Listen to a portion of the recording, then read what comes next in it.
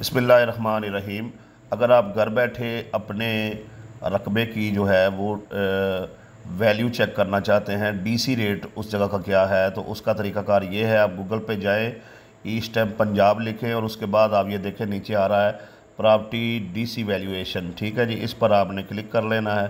Click करने के बाद वो आपसे पूछेगा कि आपकी जगह क्या है, अर्बन है कि ज़री है। आपने ज़री पे क्लिक कर देना है। ठीक है जी, ज़री पर क्लिक करने के बाद जो है ये यहाँ से आपने अपना ज़िला जो है वो सिलेक्ट कर लेना है।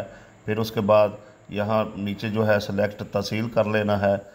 उसके बाद जो है ये यहाँ से आपने सिलेक्ट जो कानूगो है वो कर लेना है। फिर आपका मौज़ा क्या है वो आपने कर लेना है। और ऐसे ही आपने जो है वो अपना खसरा नंबर या किला नंबर जो है उसको सिलेक्ट करना है। आखिर में वो आपसे पूछेगा कि आपका जो रकबा है, ये नीचे जो सिलेक्ट लोकेशन आ रहा है, ये रोड पे है या रोड से हट के है। अगर रोड पे है या रोड से हट के है, जैसे भी है आपने उसका ज़िक्र करना है। तो उसके बाद जो है आपके रकबे का डीसी रेट जो है वो शो हो जाएगा। आप घर बैठे जो है अपने रकबे का डीसी रेट चेक कर सकते हैं। ये बिल्कुल आसान है।